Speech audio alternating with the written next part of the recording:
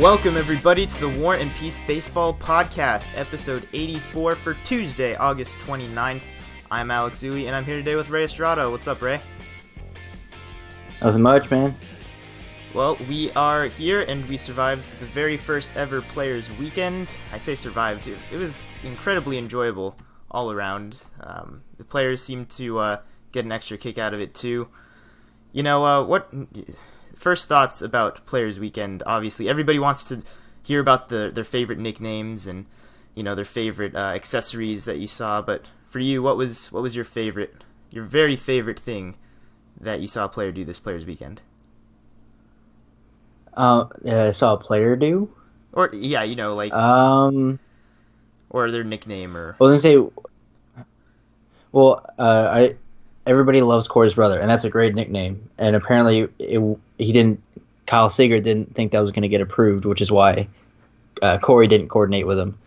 But I really like Dodgers pitcher Ross Stripling going with Chicken Strip, just because he wanted to have a nickname, and there was others that he used that weren't appropriate, and he was so proud of it. Like he was ridiculously proud of coming up with Chicken Strip for himself. Yeah, I mean. There was so many of the nicknames are really boring. I mean, we hear about some of the great ones, but a lot of people didn't go with nicknames. A lot of people just added a Y to the end of their name.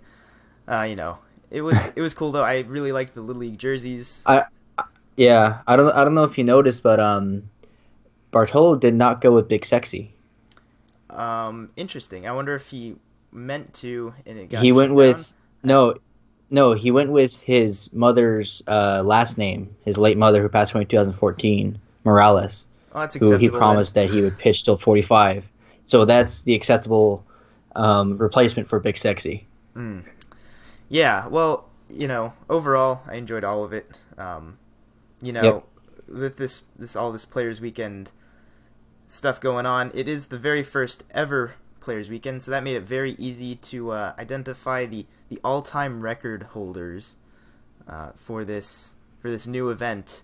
So from these past 3-day sample size, Friday, Saturday, Sunday, the home run leaders for Players Weekend all-time are Giancarlo Stanton, Byron Buxton, Rhys Hoskins, and JD Martinez, who each hit 3. Not really any surprise there. We'll talk about each of these guys a little bit later. Joe Mauer and Stanton each had 8 hits over the weekend. Joey Votto had 6 walks to lead the pack, 5 of which came on Sunday, and that was an unbelievable game from Votto. Had all the Sabermetrics fans drooling. He saw 44 pitches, went 0 for 0 and walked 5 times. Jesus, Joey Votto never ceased to amaze. Let's see what else we got here. We got stolen base leaders for the Players Weekend. Juan Lagares and D. Gordon each stole 3 bags. And here's my favorite one, I think, is the OPS leader with no minimum plate appearances, I might add, for this small sample, is Garrett Cole, who had 2 plate appearances, only 1 official at-bat in which he hit a home run. So, obviously, his on-base is 1,000, and his slugging is 4,000, giving him an OPS of 5,000.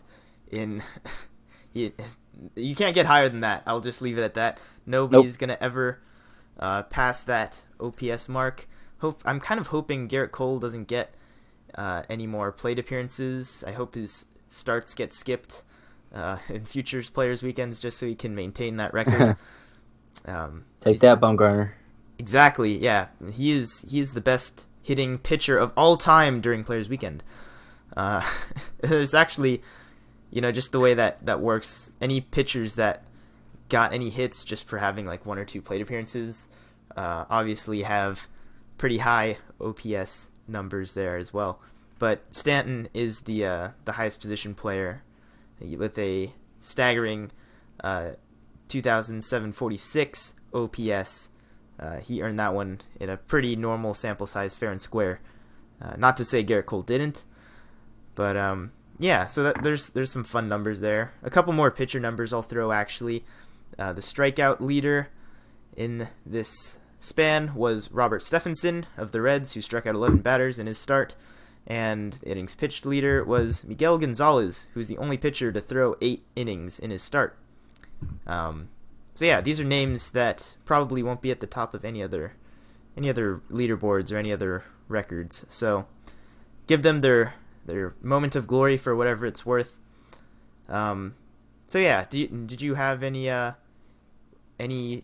observations about any of the players that I mentioned there? Obviously, you got the super hot hitters, but which one of those stands out to you? Which one of these weekend performances? I love Joey Votto going 0 for 0 with 5 walks, seeing nearly 9 pitches per at bat. Yeah, that's ridiculous. I think that's my favorite one. He saw 11 pitches in each of his first 2 at-bats, where he drew a walk, obviously. And Jameson Taillon came out of that game in the 4th inning because his pitch count was so high. And I understand why now. If you're just looking at it on paper, you're like, how did he... 4 innings of work from his stat line wasn't awful. Just 4 innings in, used up way too many bullets that were fouled off by Votto. Oh, man. Well, as much as I love Votto, I'm really kind of upset. I'm actually really upset that I didn't get to see Trey Turner or Max Scherzer play in the Little League jerseys over this weekend. But they're both coming back. Scherzer's actually already back, made his first start on Monday, and it was another gem. No surprise there. But Trey Turner is a little more interesting to me. He was hit by a pitch when he got injured, I think almost 2 months ago now. Might be over 2 months. But injured his wrist by getting hit by a pitch, and he apparently is all good to go. And that was just announced earlier today as of when we're recording this. So feels like he's ready. He's had a little time rehabbing it. Wrist injuries are always scary, though. What do you think you can expect from Trey Turner going forward? Obviously, the Nationals don't need to push him. No, but the thing is, too, speed doesn't slump, so maybe they use him in more of a pinch running role, which is, I guess if you look at it, it's easier to limit his playing time because he can be valuable on the bench, more so than other guys who probably need to play more often to be effective, but he is a speedster, so he could be valuable as a pinch runner. They don't necessarily have to get him too many at bats, and obviously risks are always a concern when it comes to hitters. Yeah, that's definitely the most concerning part. They don't have a problem really using Wilmer Difo either. He's been pretty good filling in. So I think they'll use him in moderation. If Turner comes back and starts swinging a hot bat, and if he looks like he's not showing any signs of pain or anything of that nature, I think he'll slot back into that leadoff spot right away. But they might take their time with that, so I'm going to keep an eye on that for sure. So yeah, that's most of the Players Weekend related news that we've got there. We'll get into a few other stories that we'll talk about today. One little note that I'll throw out there is the Houston Astros are obviously, Houston is going through a bit of a disaster right now with Hurricane Harvey, and Houston Astros will be playing their home games in Tampa Bay for the next 2 series. Obviously our thoughts are with everybody in Houston. Everybody in the relief side of things is doing a great job over there. But it's far from over. It's far from being fully back to normal over there. So, they're going to Tampa Bay for a little while. This isn't the first time teams have had games in different home games in different stadiums, I should say. Do you remember the last time that happened? I can't off the top of my head. I can't think of baseball that's done it, but I remember when around Katrina, the then New Orleans Hornets in the NBA were displaced to Oklahoma City for, I think, even a full season, and the Saints played somewhere else because of the damage done to the Superdome there. So, but I can't remember any off the top of my head. I can't remember any baseball teams having to play home games somewhere else. I don't remember if when the problems in Baltimore were going on, non-weather related, if they had to play a series or two in a different park for home games. There was no fans, and there was no fans at one of those games. Remember that? Yeah, I do remember the one game where that happened. I don't remember if they ended up in a different stadium though. I don't know. I'll maybe look that up while we're chugging along here. I'm on it. You're on it. All right, that's good to hear. Yeah. So yeah, that's just a little note there. That shouldn't affect too many things baseball wise. Yeah, so I guess we'll talk a little bit more about some of the big performers from this weekend, and nobody bigger than Giancarlo Stanton, who reached number 50, and we are yet to hit September 1st.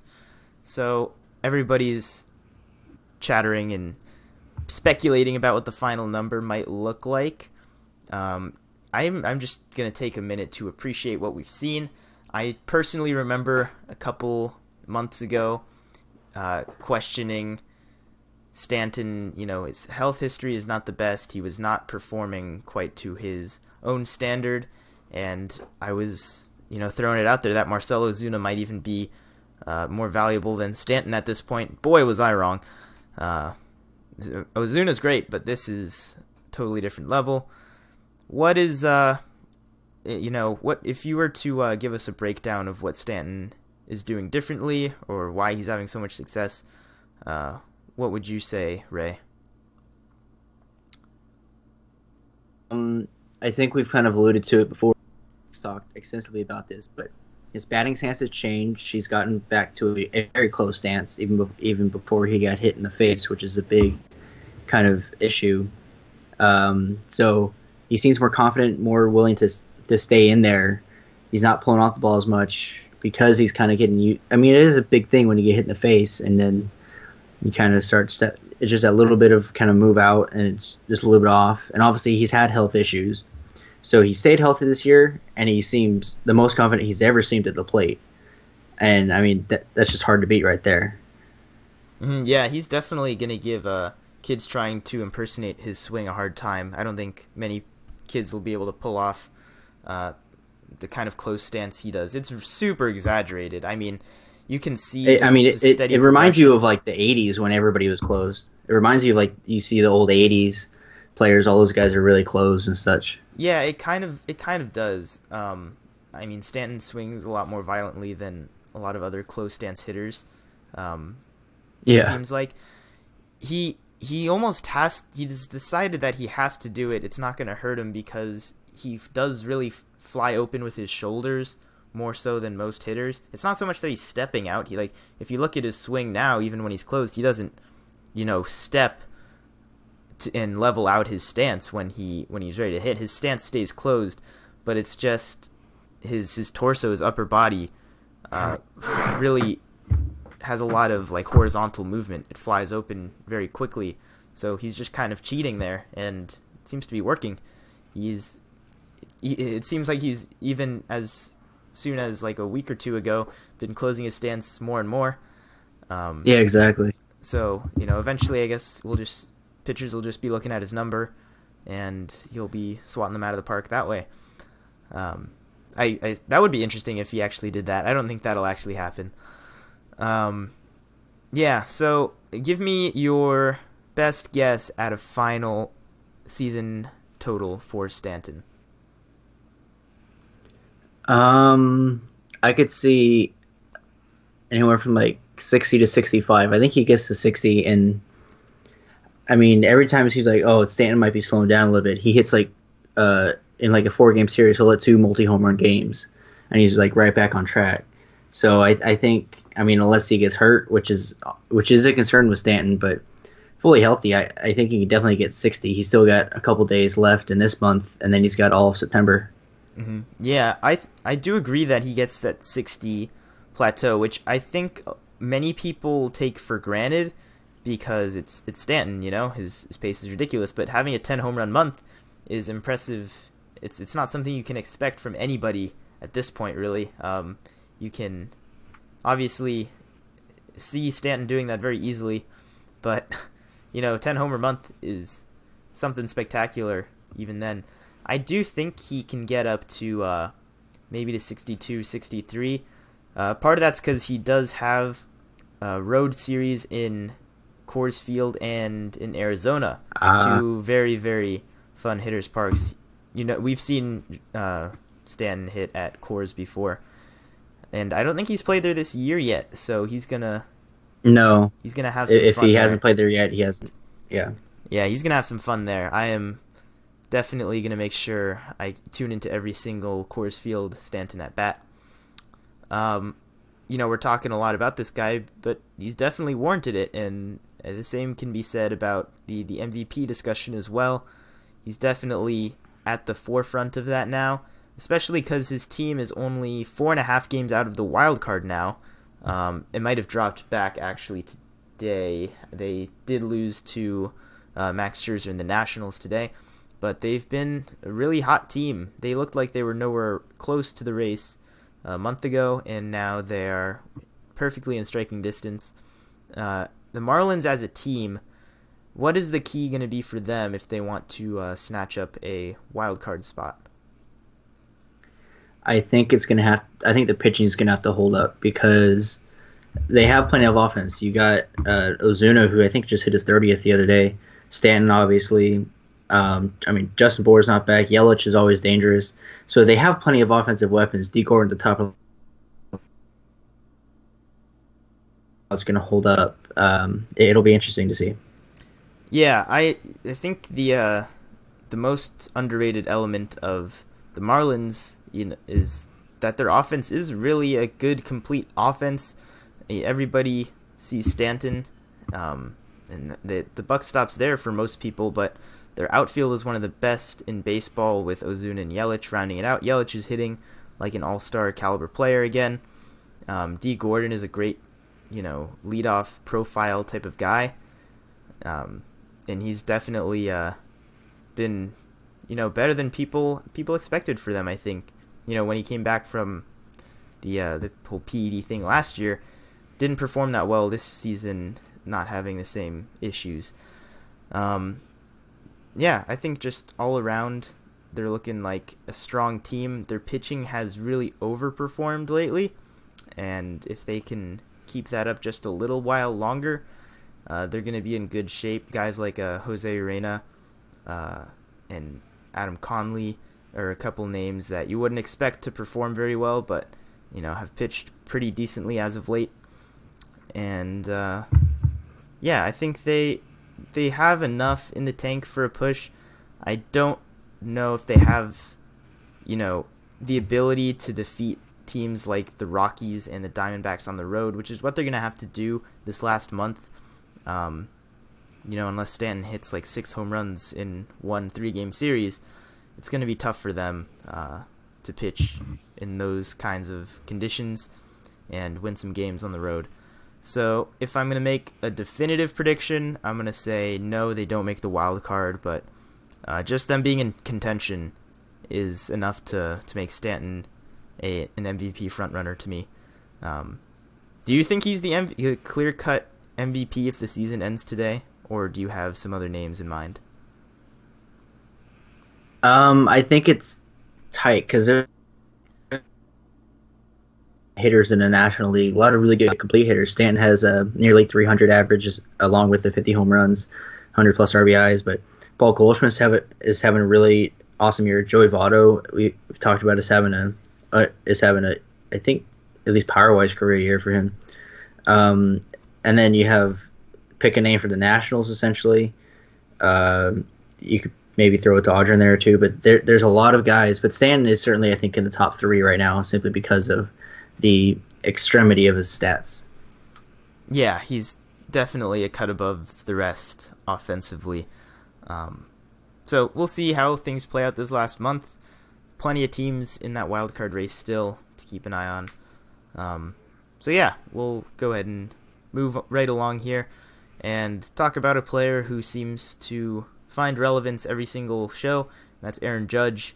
I swear it's not really super Yankee bias. I mean, it kind of is, but he makes a lot of news. I don't know. I'll concede because we talked about Bellinger a lot on this show, so I'll concede Judge too. Well, it's the same kind of deal. Bellinger warrants the kind of Yeah. discussion he's getting. It just so happens that we're huge fans of these teams. But Aaron Judge is going to be sitting down for a few days, as Joe Girardi has said. He wants Aaron Judge to try to get things right and fix whatever has been, affecting him in these past couple months since the All-Star break. They definitely need a healthy. Well, he is healthy. They're definitely going to need first half Aaron Judge to show up if they want to lock in a wild card spot in the American League, where there's so many teams that are still in it. I can talk more about the Yankees' path to that. They do have the pitching to get them there, and that's the most promising sign. Tanaka pitched well. Severino's really, really good this year. Sonny Gray now. But I think it's just going to take, for most of these teams, whoever is going to squeak into that second wild card, it's going to be the guy, or it's going to be the team who has the guy that'll show up in this last month and really be that MVP caliber player. Even if he's not going to win the award, they need that MVP caliber for that 1 month stretch at the very least. You could make the same argument for the Orioles or the Blue Jays with Machado and Donaldson.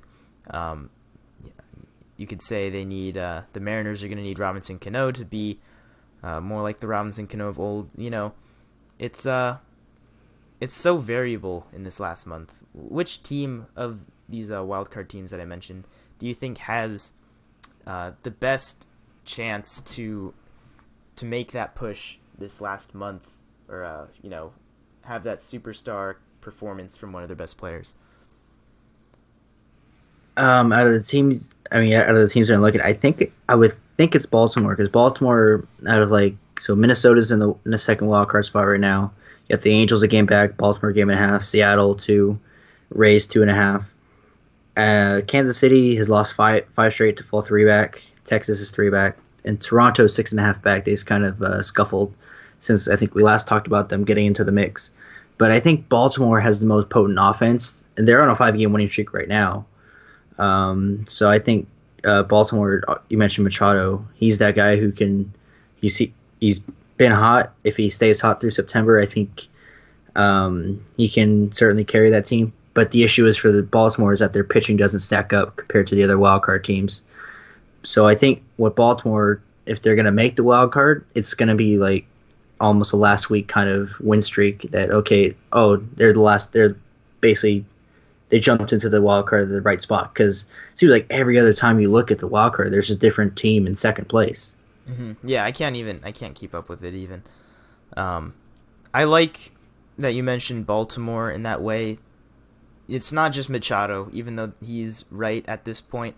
They have all their big bats in the lineup right now. Adam Jones is swinging the bat the way he should be. Chris Davis is hitting well. Trey Mancini is super underrated this year.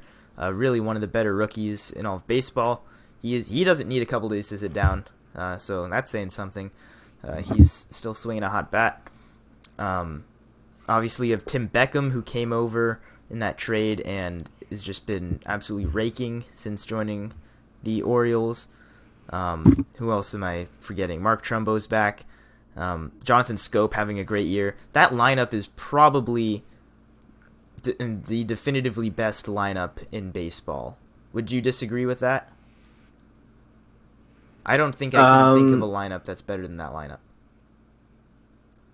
No, it's certainly one of the best lineups in baseball. There's probably a couple others that you can make arguments for, but yeah, no, it's not an outlandish statement. Yeah, the only other ones I can think are, a healthy Nationals team. They have that core 4 that all have, OPS is above 900, but, going deeper than that, it's not the same level as the Orioles by any means. I think the Orioles are definitely the best offense out there, and probably the worst pitching staff out of all of the remaining teams. I guess Kevin Gausman can serve as that wild card guy. He's very on and off for them, but when he's on, he's on. So, yeah. And let me ask you for the Yankees' sake. say Yankees, they hang on to a wild card spot. Who do you want throwing in that one game? Luis Severino or it can be Okay. Tanaka or Severino. Either way, it's going to be super short leash with the Yankees and their bullpen. You could possibly see some combination of Tanaka and Severino if one of them happens to not get through 5 innings. I think it's going to be Tanaka. Not Gray? No, it's not going to be Gray. Sonny Gray he's good. He's sharp, but he's just not the same kind of shutdown ace as these other guys. Like he allows too much. Like I don't know how to describe it. He's not as dominant. Tanaka when he's on is just straight up dominant, and I think that's what He doesn't pass the eye test essentially. Yeah, and he doesn't pass the eye test. It's more so that guys, essentially. Stuff plays in the postseason more than it does throughout the course of a regular season, because you know that you're gonna have your best stuff, or you have to. There's no other choice. And the opposing teams know that. They're just the same. Luis Severino, I would say, has better stuff than Tanaka.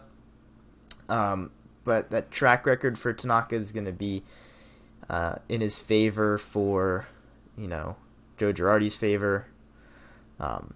I think I would rather have Severino start if I was the Yankees manager. But at the same time, I'm not going to deny Masahiro Tanaka the chance to start that game. I think he's definitely their most proven option, I guess you could say. I don't know. It's a tricky thing to sort out. They'll definitely have their pick of starters there for that game, though. So let's see. You did mention the Twins there as another one of those AL wildcard teams that's still making that push. Yeah, they currently sit in the second spot. Oh, okay. Well, there you go. A lot of that has to do with Byron Buxton, who the Twins have been hoping for years now would be their MVP caliber player.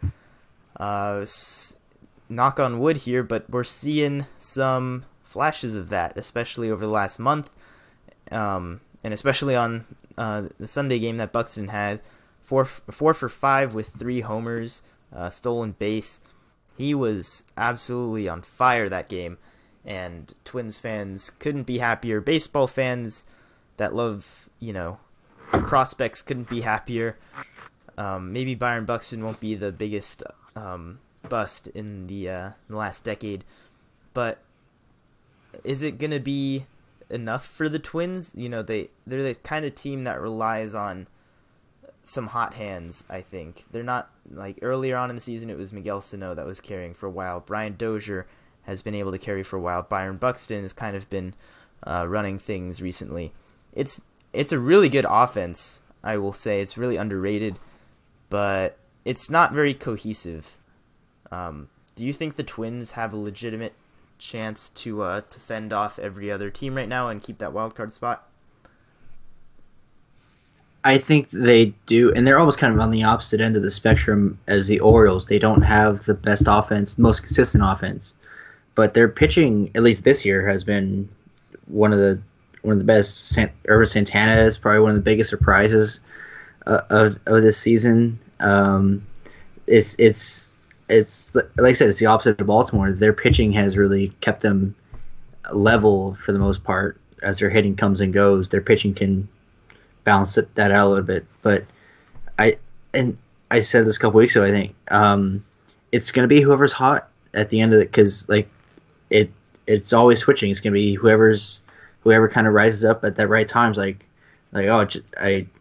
the Angels. All right, we're in second place. Okay, now perfect timing because now the season's over. I think it's gonna come down to that, because each one of these teams has a legitimate shot to get hot at some point and take that second wild card.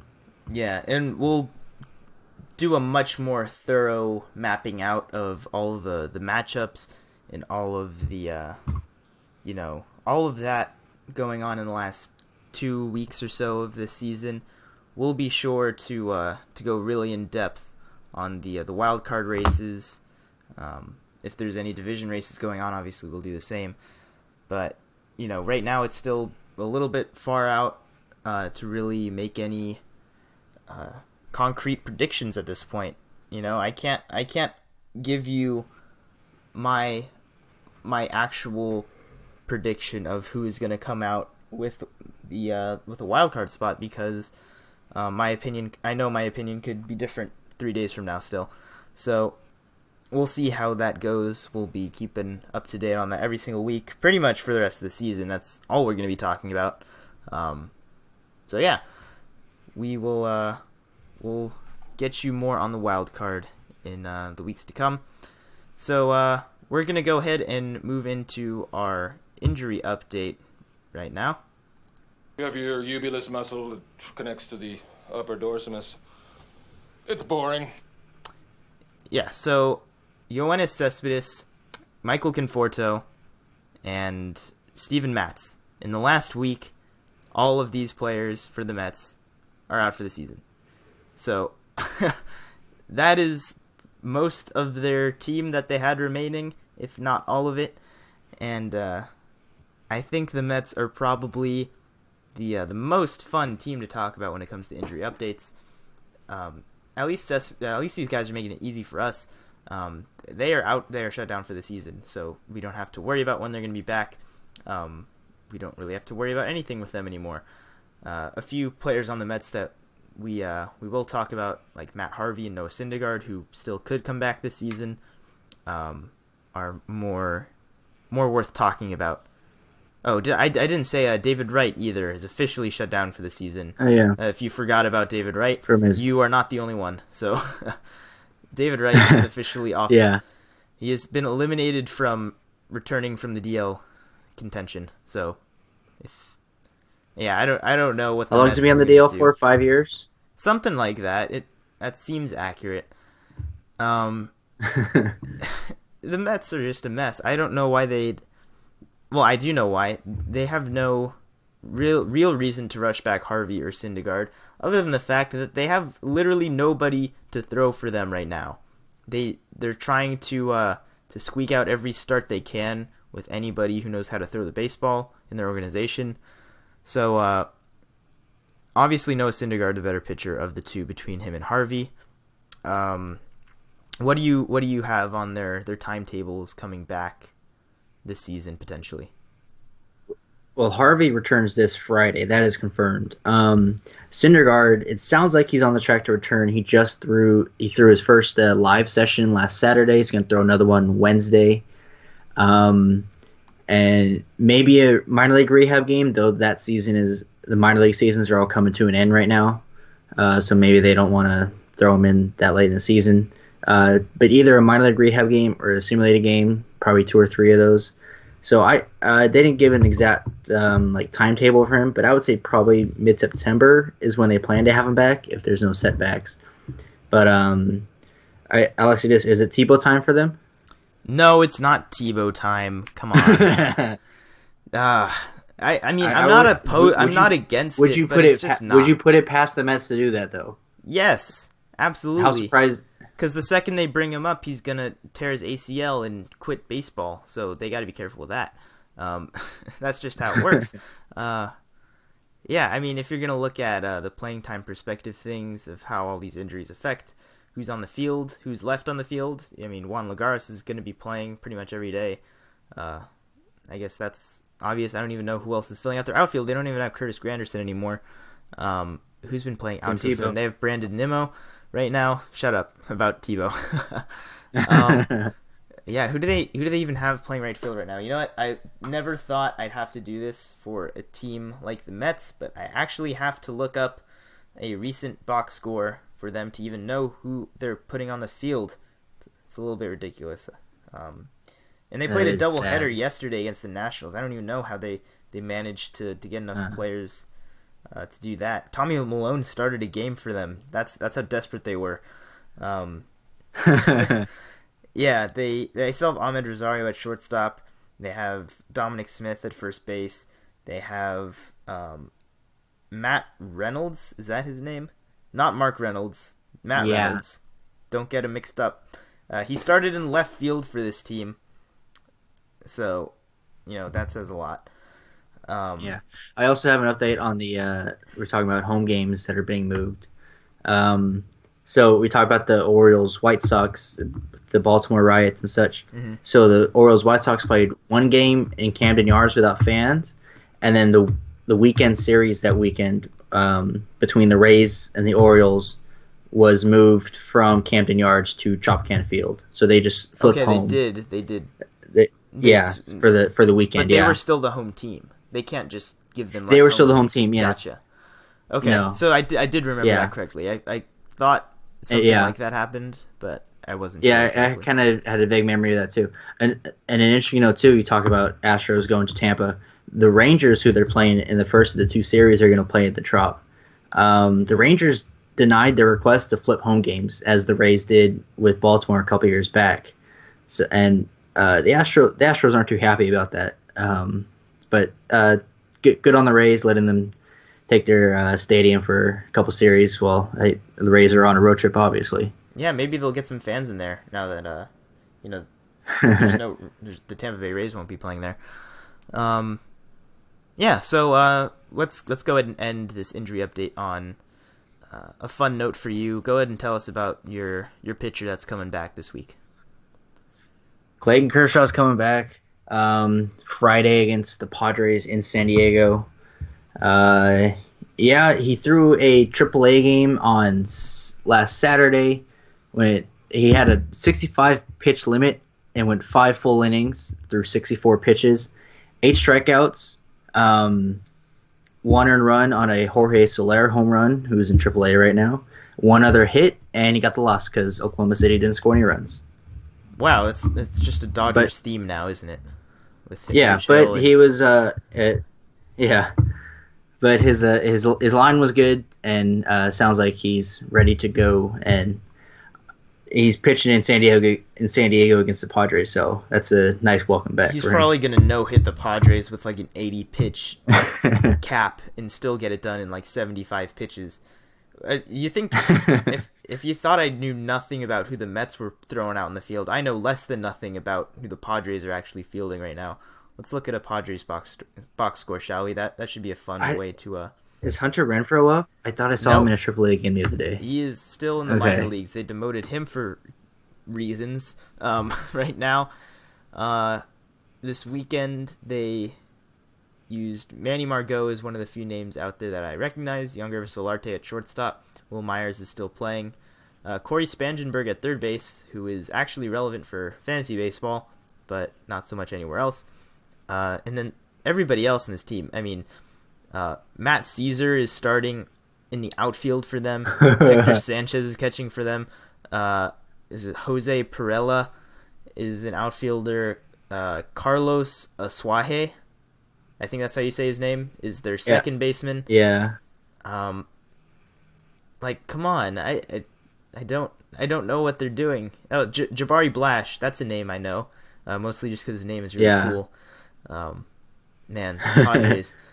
Do they win the title for the most obscure team that they're running out right now? Actually, no, I take it back. I think the White Sox might be close there. White Sox or the Phillies? Well, the Phillies, everybody knows Rhys Hoskins, who we didn't really get into on this podcast.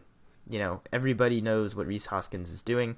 We talked about him on our fantasy show just a few days ago. And I was dead wrong about your initial... Oh, yeah, I asked you if you'd rather have Rhys Hoskins or Yoenis Cespedes, and I think your decision has changed. You picked Cespedes on last Thursday, and I think today you'd be a fool not to go with Rhys Hoskins at this point. I don't know. The Phillies aren't as obscure in my opinion. I mean, they have Cesar Hernandez and Freddie Galvis who've been playing for that team for a while now. Michael Franco. You're right. They got some guys that have been there for a while. Cameron Rupp was their catcher at the start of the season still. Yeah. Nick Williams is a pretty highly touted prospect. I think the White Sox might give it a good run. Give the Padres a good run for their money there. Let me see if I can find a White Sox lineup.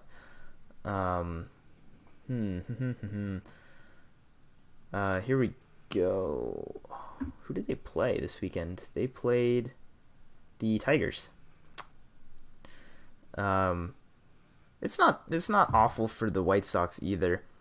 It's probably close with them. Jose Abreu. Yeah, Jose Abreu and Tim Anderson and Stanton. Avisail Garcia are still playing. Matt Davidson, who is the guy that was hitting a lot of home runs earlier this season. But they do have... Their catcher is Kevon Smith. It's Kevin spelled with an A instead of an I. What? Wait, and it says... Okay, that's the first time I've ever heard his name. On his player profile, his nickname is Szmydth.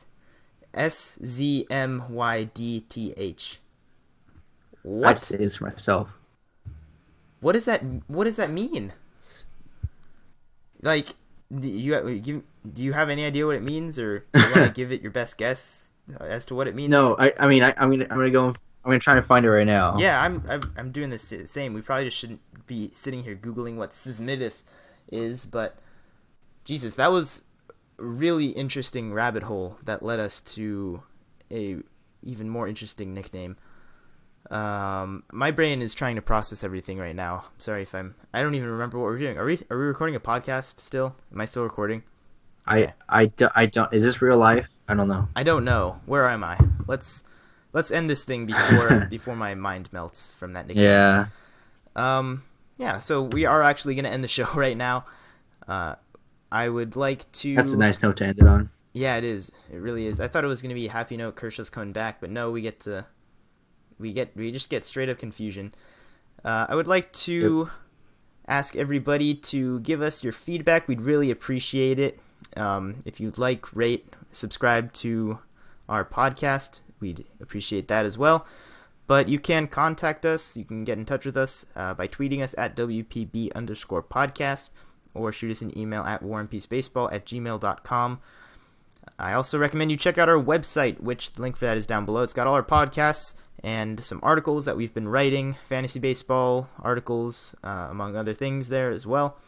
So check that out if you are feeling so inclined. That is going to do it for today, though. Thanks again, everybody, for joining us. As always, Ray. Peace.